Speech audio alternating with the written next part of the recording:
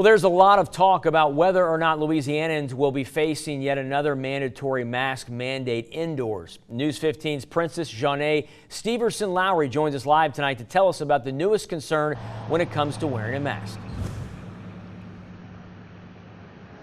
I'm here outside Lafayette Parish school system, where in just a short 2 weeks, kids all over Lafayette Parish will be starting their first day of school. But COVID, it's still here, which has a lot of parents wondering, what is LPSS doing to protect my child during coronavirus, especially while Delta is circulating?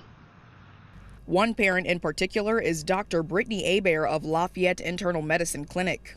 She's been at the forefront of helping to fight COVID-19 since the very beginning. It's just extremely more transmissible to everyone, including vaccinated people, unfortunately, but they do great. Everyone is more likely to get Delta, kids included, adults included. There isn't much data right now to show that children are more vulnerable to catching COVID, but they don't wash their hands, they put random things in their mouth, they wrestle with each other more. I mean, when's the last time you went over to dinner at someone's house and you wrestled with them while you were there? Like, we just don't get as close to each other as adults as kids do to each other. Father of a 10-year-old, Evan Cox, homeschooled his kid for 2 years until sending him back to public school.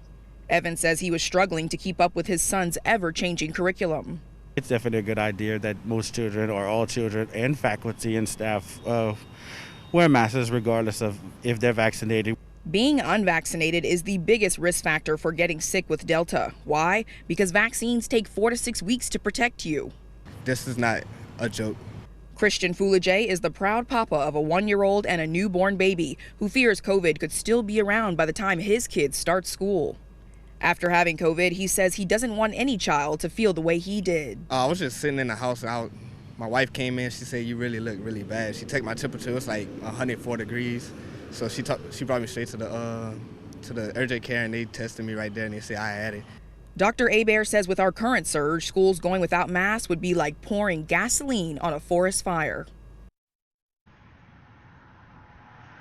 Now, getting vaccinated is the key to us defeating COVID-19, but masks play a part too. They keep all the dirty little particles from entering our airwaves. Live in Lafayette, I'm Princess Janae Steverson-Lowry, News 15.